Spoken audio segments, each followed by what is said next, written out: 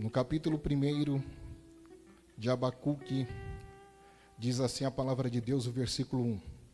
O peso que viu o profeta Abacuque.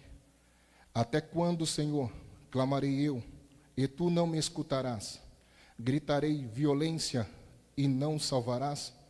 Por que razão me fazes ver a iniquidade e ver a vexação?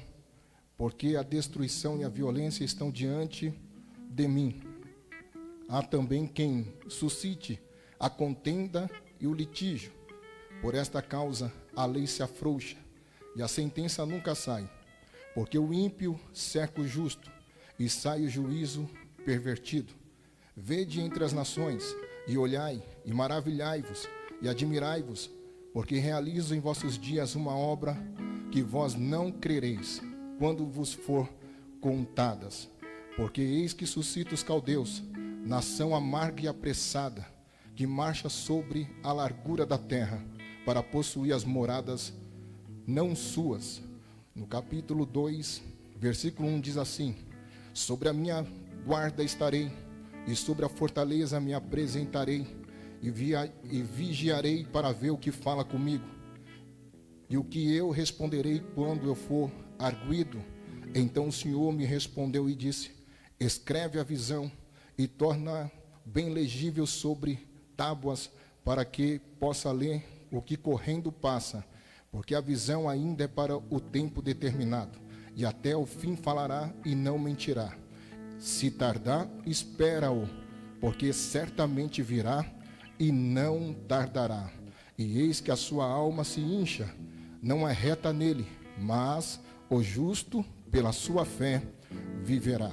No capítulo 3, versículo 1 do mesmo livro do profeta Abacuque, diz assim a oração de Abacuque, a oração do profeta Abacuque, sob a forma de canto.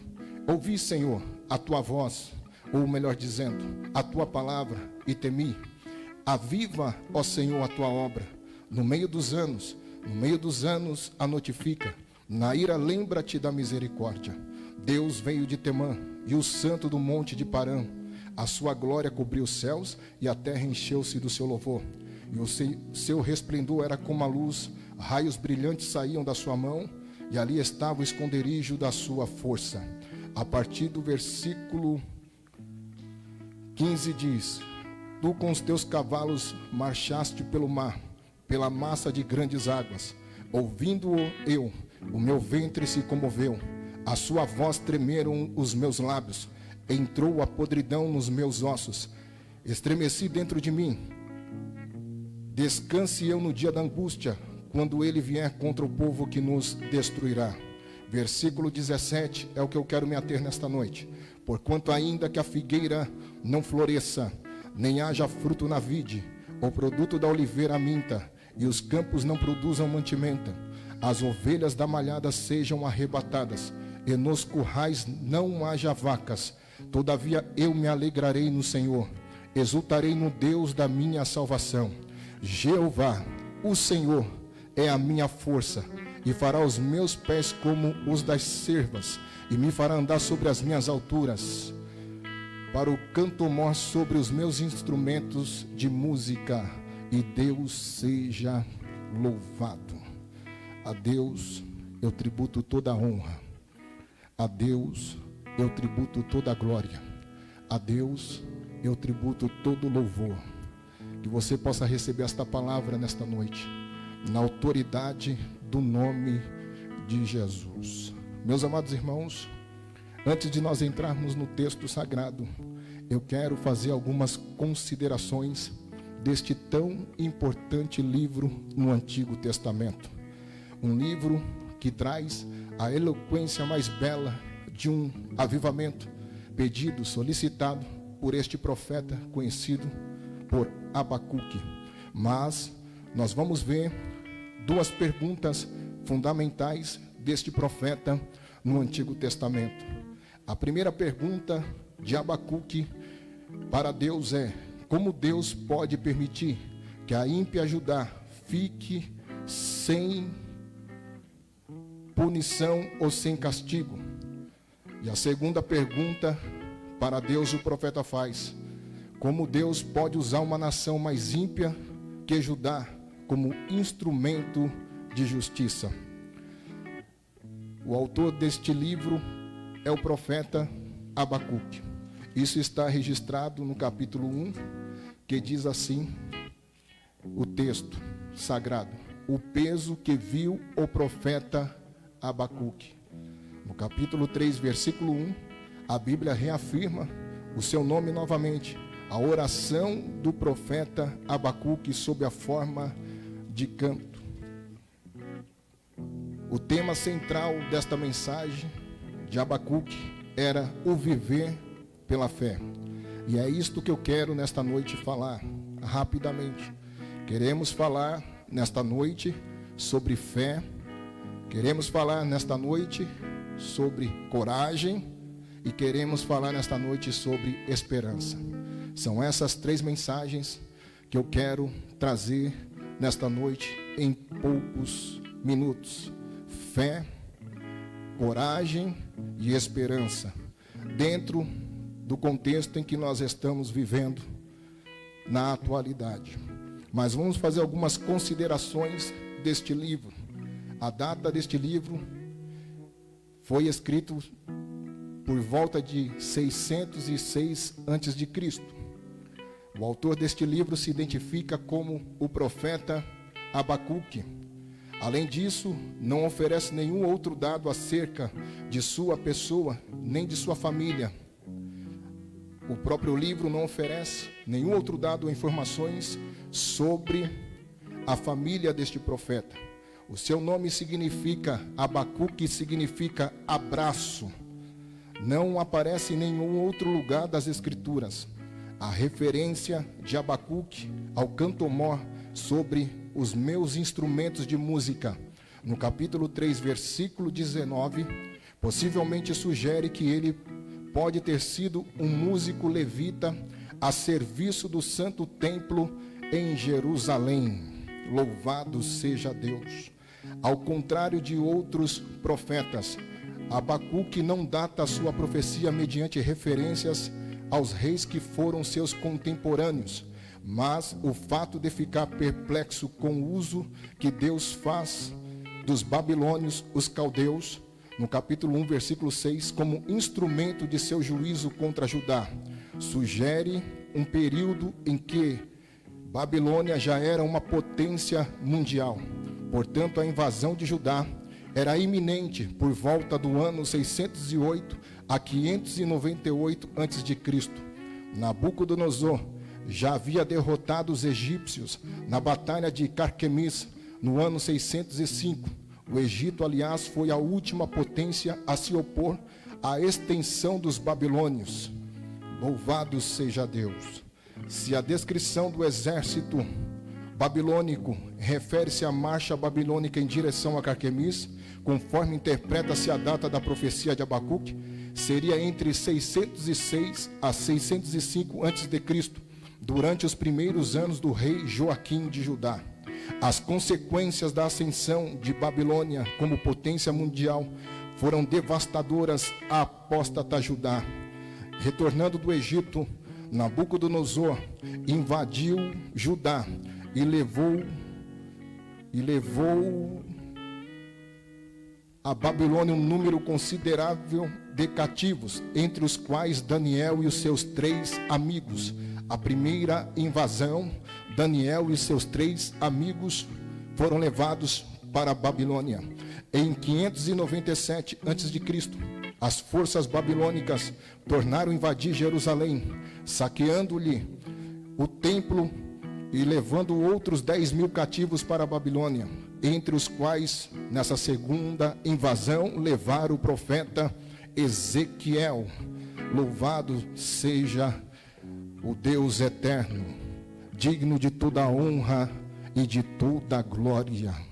Deus é Deus, está sentado no trono, nunca perdeu a sua glória e nem a sua majestade, rodeado pelos seus serafins que dizem que Ele é santo, que Deus é santo, que Deus é santo, que Deus é santo. e que toda a terra está cheia da sua glória. Oh, bendito seja Deus. Eu sinto a presença de Deus aqui nesta noite, meus amados irmãos. Esta foi a segunda invasão. Depois nós vemos no ano 586 a.C., Nabucodonosor, enfurecido, enraivado, sitiou novamente Jerusalém, incendiou o templo desta vez, destruiu totalmente a cidade e deportou para a Babilônia a maioria dos judeus sobreviventes.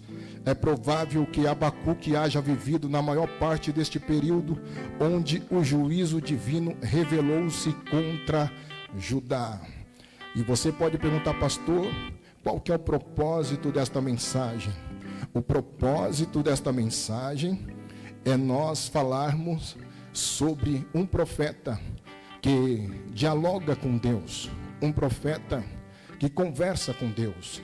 Veja que a profecia não foi direcionada para Israel e muito menos para Judá, porque Judá fazia parte do reino do sul. O reino do norte já havia sido conquistado, mas Deus não dirige a mensagem diretamente para a nação de Judá. Deus dirige a mensagem para este profeta em forma de diálogo, em forma de conversa. Por isso, diferentemente da maioria dos outros profetas, Abacuque não profetiza a desviada Judá.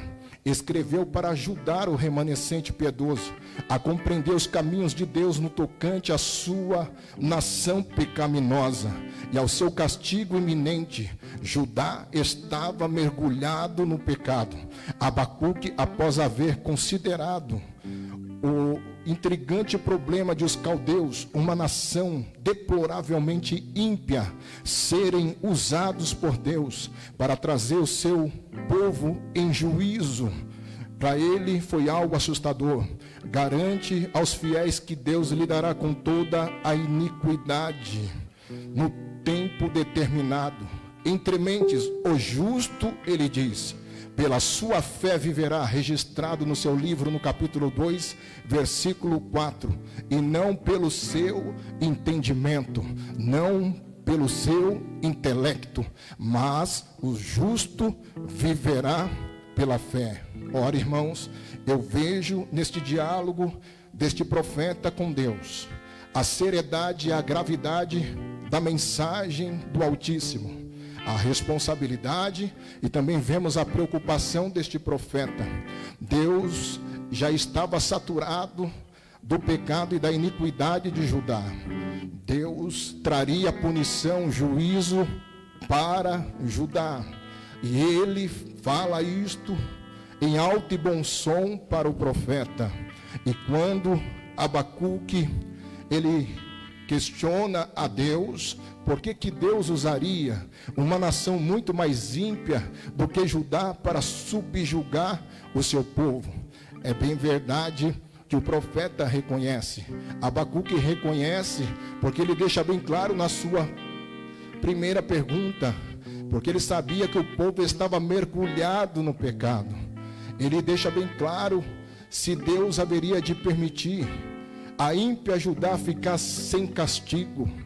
Abacuque sabia que Deus haveria de trazer juízo sobre Judá, mas o que Abacuque não sabia é que Deus haveria de entregar Judá na mão dos babilônicos, dos caldeus, e isto daí deixou Abacuque intrigado, isto deixou Abacuque perplexo, porque Deus haveria de entregar Judá na mão de uma nação que era muito mais pecadora do que a própria Judá. Mas ao decorrer do seu livro, ele vai dialogando com Deus, e Deus vai falando com este profeta. E nós vemos no capítulo 1, quando Deus trata da iniquidade de Judá e o seu castigo pelas mãos dos caldeus, e a intercessão do profeta.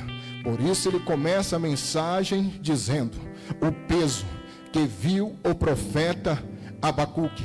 E ele diz: até quando, Senhor, clamarei eu, e tu não me escutarás? Gritarei violência e não me salvarás. Por que razão me fazes ver a iniquidade e ver a vexação? porque a destruição e a violência estão diante de mim. Há também quem ergue a contenda e o litígio e ainda faz defesa com isto. Por esta causa a lei se afrouxa e a sentença nunca sai. Então aqui nós vemos a linguagem deste profeta, a dimensão em que estava mergulhada Judá. Ele sabia que Deus não deixaria o seu povo impune, porque Deus deu as suas leis ao seu povo.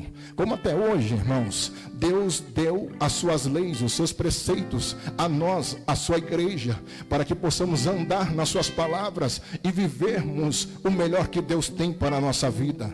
Mas quando nós deixamos de vivermos segundo os preceitos de Deus, quando nós deixamos de vivermos segundo os oráculos do Altíssimo, quando nós queremos enveredar-nos pelo caminho da iniquidade, pelo caminho do pecado, tenha a consciência que em algum momento, em algum tempo determinado, virá a sentença de Deus sobre a vida daqueles que não se arrependem dos seus pecados, sobre a vida daqueles que não querem se voltar para Deus. Mas eu vim nesta noite aqui como ministro do Evangelho, eu vim nesta noite aqui como profeta de Deus da minha geração. Eu vim aqui nesta noite para dizer para você que está em casa nesta live ouvindo esta mensagem, e a nós que estamos aqui nesta noite, apesar de às vezes nós não entendermos as formas em que Deus está lidando conosco, como também Judá não estava entendendo a forma em que Deus estava lidando com eles. Às vezes os caminhos que nós achamos que Deus vai vir, Deus não vem. Às vezes a forma que nós achamos que Deus vai fazer, Deus não faz. Por isso Ele é Deus e nós somos criaturas. Quem pôde, disse Paulo na sua carta aos Romanos, ele disse: quem conhece a mente do Senhor? Quem instruiu a mente do Senhor? Deus é Deus por toda a eternidade. A forma que Deus vai fazer, a maneira que Deus vai fazer, o como não importa para você, o como não importa para mim aqui nesta noite, como Deus vai fazer. O importante é que Deus fará um milagre na sua vida. O importante é que eu creio que Deus fará um milagre na minha vida. Não sei qual é o seu contexto, como você está vivendo na presença de Deus, mas eu sei de uma coisa, que no meio da calamidade, que no meio do sofrimento, quando ele diz assim: vede entre as nações e olhai e maravilhai-vos e admirai-vos, porque realizo em vossos dias uma obra que vós não crereis quando for contada. Deus estava dizendo: olha, Abacuque, eu estou te dizendo, a forma que eu vou agir com Judá é uma forma dura. Vou permitir que os babilônicos levem todo mundo cativo. Ficarão na Babilônia durante 70 anos, longe da terra. Vou eu tratar com meu povo, mas tornarei a trazê-los novamente para a terra, e depois vou subjugar os babilônicos, porque também não ficará impune. Eu quero abrir um parênteses aqui para te dizer: às vezes Deus permite pessoas muito mais influentes, às vezes Deus permite pessoas muito mais poderosas, às vezes Deus permite pessoas muito mais fortes do que nós, para nos subjugar-nos, para nos colocar-nos no centro da sua vontade. Aí em determinados momentos nós achamos que Deus nos abandonou, como apóstata Judá também. Judá havia achado que pelo fato deles estarem subjugados agora por Babilônia, Deus havia os abandonado. Mas sempre, irmãos, vai ter um homem na brecha, e este homem na brecha era justamente o abraço de Deus. O abraço de Deus estava lá. Louvado seja o nome do Senhor. A segunda verdade eu digo, que em tempo de crise, de calamidade, de sofrimento, de aflição, de sermos subjugados, Deus sempre vai ter um abraço. Deus sempre vai ter alguém que vai nos abraçar e vai dizer: eu estou contigo, meu companheiro, eu estou contigo, meu irmão, eu estou contigo, minha irmã, e vai te ajudar, porque o profeta não abandonou o povo, continuou na oração e no diálogo com Deus, mas ele estava estarrecido, é bem verdade.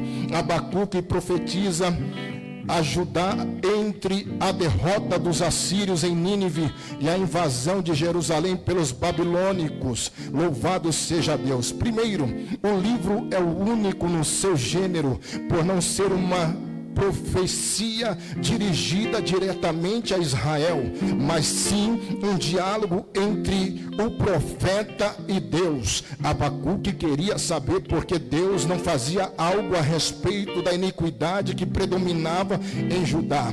Deus lhe responde então que enviaria os babilônios para castigar Judá.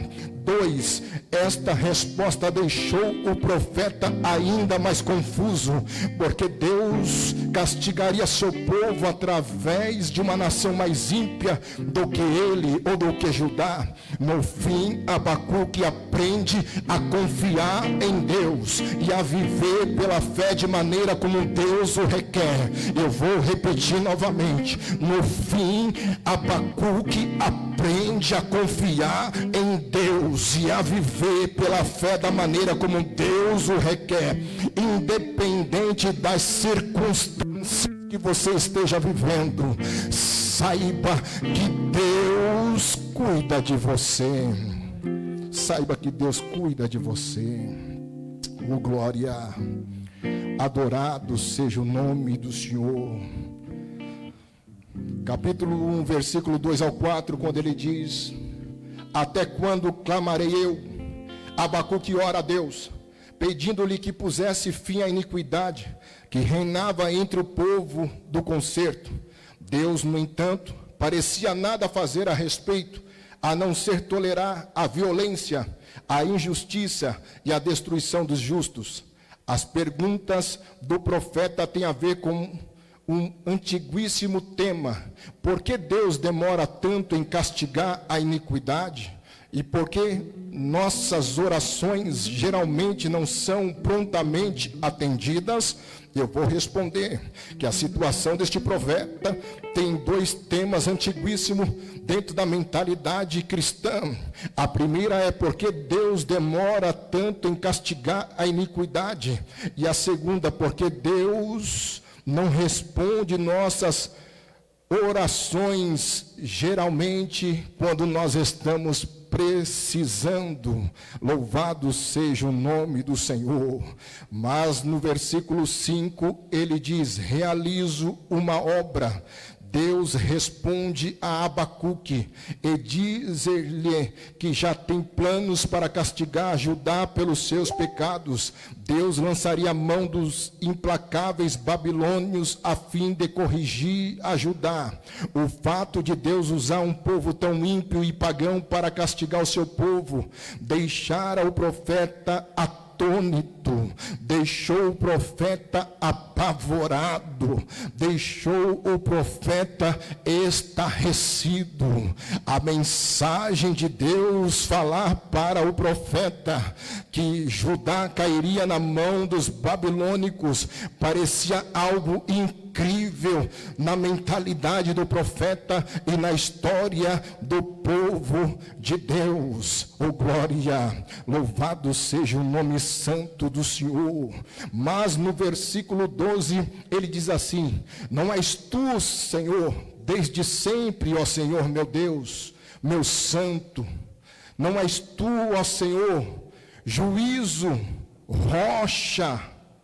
Louvado seja o nome de Jesus. Abacuque fica tão horrorizado pelo fato de Deus usar uma nação tão iníqua para atacar a Judá, mas ele sabe que Deus não permitiria que os babilônios aniquilasse a nação judaica, pois mediante tal destruição estaria cancelando seus propósitos redentor à humanidade. O profeta tinha esta consciência, que apesar de Deus permitir que os babilônios sitiasse e levasse Judá cativo, subjugasse o povo de Deus, Judá não seria cancelado, ou seja, destruído, porque se Judá fosse destruído, todo o projeto de Deus e toda a obra da nossa redenção não poderia ser efetuada. E ele, como profeta, sabia disso muito bem, que mesmo Deus tratando com o seu povo, Deus não permitiria que a nação de Judá seria aniquilada. Louvado seja Deus. Quem tem promessa de Deus, irmãos, quem tem promessa de Deus não morre. Dizem que morre quando chega o tempo determinado, mas quem tem promessa de Deus não morre. E todos nós que estamos aqui nesta noite, eu tenho uma promessa de Deus para a minha vida, e eu sei que você também tem uma promessa de Deus para a sua vida.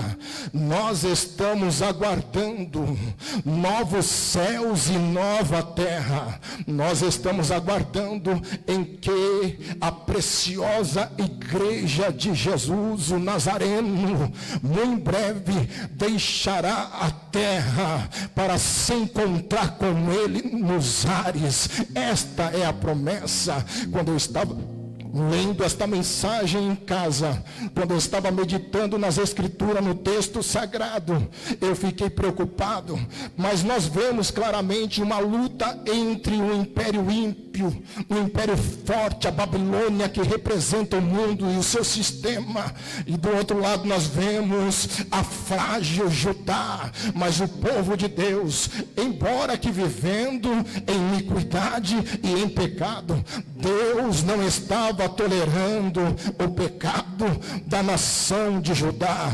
Deus é onisciente e ele sabe tudo. No versículo 13, alguém pode dizer assim: tu és tão puro de olhos que não podes ver ao mal.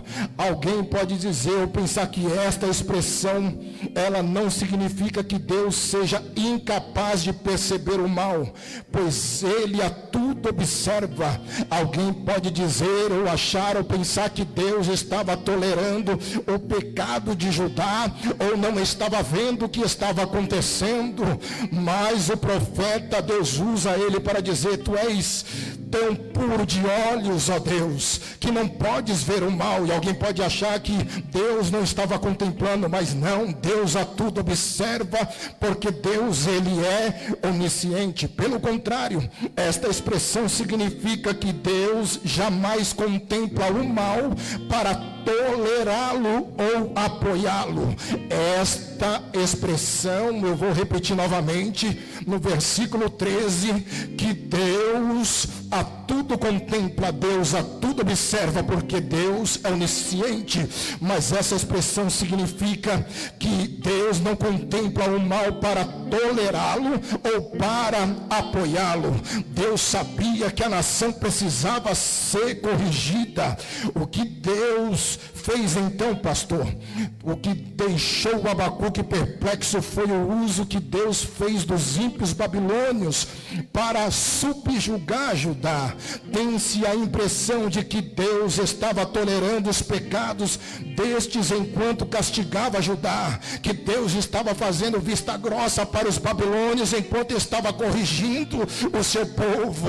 Mas o profeta está dizendo: Senhor, os teus olhos são puros, que não pode ver o mal.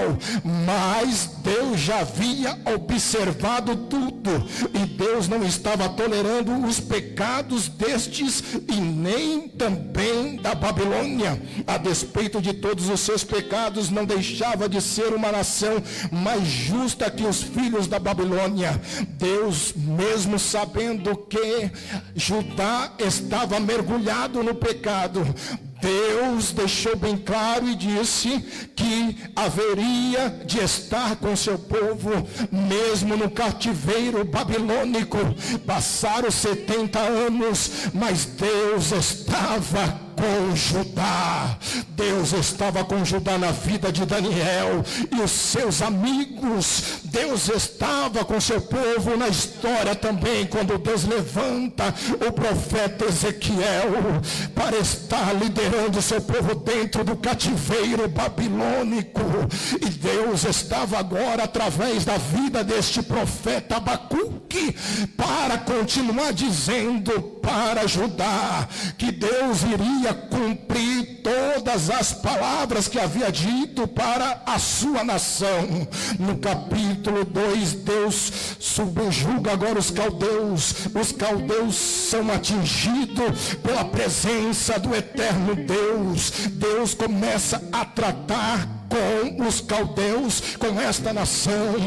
Louvado seja o nome do Senhor. E ele diz, porque a visão ainda é para o tempo determinado, e até o fim falará e não mentirá. Se tardar, espera-o, porque certamente virá.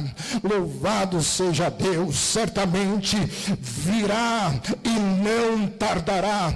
Eis que a sua alma se incha, não é reta nele, mas Deus usa o profeta para dizer: ei, Abacuque, diga para a ímpia Judá que o justo viverá da fé. O justo viverá da fé. O justo viverá da fé. E aí entra no capítulo 2 os 5 ais clássicos de Deus para esta nação. O primeiro ai de Deus está no capítulo 2, versículo 6, quando ele diz assim: não levantarão, pois, todos estes contra ele uma parábola e um dito agudo contra ele, dizendo: ai daquele que multiplica o que não é seu. Até quando? Ai daquele que se carrega a si mesmo de dívidas. Primeiro ai de Deus. O segundo ai de Deus para a nação ímpia da Babilônia está no versículo 9 do capítulo 2. Ai daquele que ajunta em sua casa bens mal adquiridos para pôr o seu ninho no alto, a fim de se livrar da mão do mal. Esse foi o segundo ai de Deus para aquela nação. O terceiro ai de Deus está no versículo 12 do mesmo capítulo. Ai daquele que edifica a cidade com sangue e que funda a cidade com iniquidade. Oh, glória! O quarto ai de Deus está no versículo 15. Ai daquele que dá de beber ao seu companheiro, tu que lhe chegas o teu odre e embebedas para ver a sua nudez. E o quinto ai de Deus para aquela nação está no versículo 19. Ai daquele que diz a madeira: acorda, e a pedra muda, desperta. Pode isto ensinar? Eis que está coberto de ouro e de prata, mas no meio deles não há espírito algum. Deus está dizendo sobre os ídolos. Mas o versículo 20, o profeta, Deus usa o profeta para fechar o texto e diz: mas o Senhor está no seu santo templo, cale-se diante dele toda a terra. Deus está no seu santo templo, cale-se dele diante dele toda a terra. Aí vem a oração deste profeta, e já estou finalizando a mensagem nesta noite, em forma de oração e em forma de canto, quando ele diz: Senhor, ouvi a tua palavra e temi. Aviva, ó Senhor, a tua obra no meio dos anos, a notifica na ira, lembra-te da misericórdia. Deus veio de Temã e o santo do monte de Parã, a sua glória cobriu os céus e encheu-se a terra, ou encheu-se do seu louvor. E no versículo 17 é o texto áureo que diz: quando o profeta, cheio da glória e da presença desse Deus eterno, ele diz: porquanto ainda que a figueira não floresça, nem haja fruto na vide, o produto da oliveira minta, e os campos não produzam mantimento, as ovelhas na malhada sejam arrebatadas e nos currais não haja vacas. Todavia eu me alegrarei no Senhor, exultarei no Deus da minha salvação. Eu quero te dizer nesta noite, amados irmãos e todos que estão nos assistindo neste exato momento, ainda que a figueira não floresça, não haja fruto na vide, o produto da oliveira minta, os campos não produzam o mantimento, as ovelhas da malhada sejam arrebatadas e nos currais não hajam vacas. Deus fez me lembrar da suficiência. Esse texto está dizendo que ainda que faltar as questões básicas e necessárias para a nossa vida, o profeta pôde dizer: eu todavia me alegrarei em Deus, no Senhor, porque Jeová, o Senhor é a minha força. Em tempo de crise, de calamidade que estamos vivendo, eu não sei se você pode também acreditar nesta mensagem, como eu creio piamente aqui nesta noite.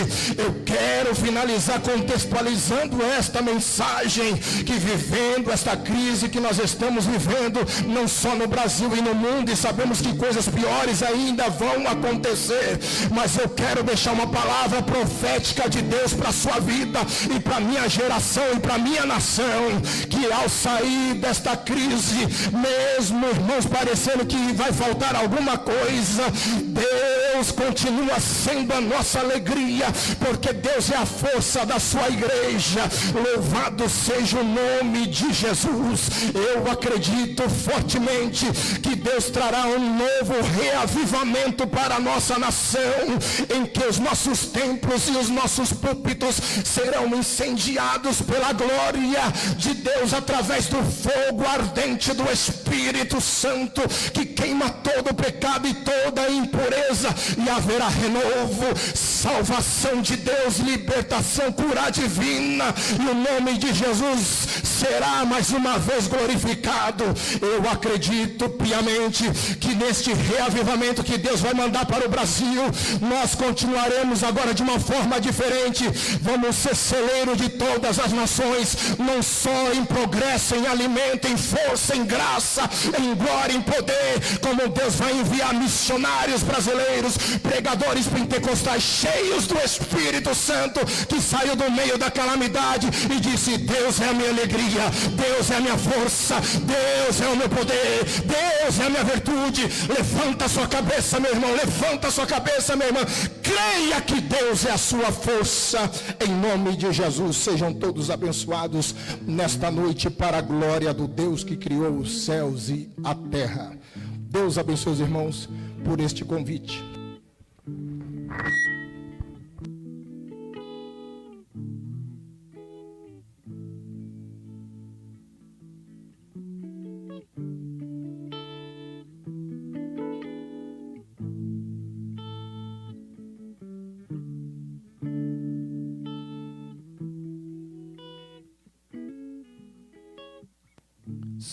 Som. Queremos agradecer aqui, somos agradecidos por tudo quanto Deus tem falado. Agradecemos aí a Deus pela vida do nosso irmão Kleber, pastor Kleber, que tem ministrado essa palavra poderosa às nossas vidas, e somos gratos a ele também por ter atendido ao nosso convite de estar aqui para cooperar conosco. E como eu tenho dito, Deus também tem cooperado, né, conosco, através da vida desses irmãos que têm ministrado, né, nas lives aqui da Igreja do Parque dos Eucaliptos, na rua Brasília, número 16. Queremos também, para encerrar já, né, nós estaremos orando por alguns irmãos que estão acompanhando e que estão pedindo oração para as suas vidas, né, e que Deus venha operar poderosamente na vida de cada um. Estão acompanhando alguns irmãos de Minas Gerais, né, que são parentes do nosso irmão Jorge, o pastor Pio José, também, né, que está acompanhando aí essa live. Alguns irmãos aí do Parque dos Monteiros e membros também da igreja aqui do Parque dos Eucaliptos que estão acompanhando. Também nesse pedido de oração, temos aqui o pedido da nossa irmã Daiane pelo seu avô, João Domingues, que está enfermo, né? Um idoso que está enfermo. Também o Manuel, que também é mineiro, né? De Minas, está internado em Minas Gerais e está também enfermo. E nós estaremos orando por ele, que é o tio da nossa irmã Cleidinha. E também pelo meu sogro, Marciano José Freire, que nesses últimos 2 dias tem passado muito mal, né? E nós estamos orando também por este irmão. E por todos quantos estão aí na assistência, né? Que estão aí visualizando essa live. Vamos estar orando a Deus e assim encerrando esse trabalho, né? Glorioso, ao qual Deus tem falado poderosamente conosco, né? Deus tem ouvido as nossas orações e tem enviado essa mensagem para os nossos corações.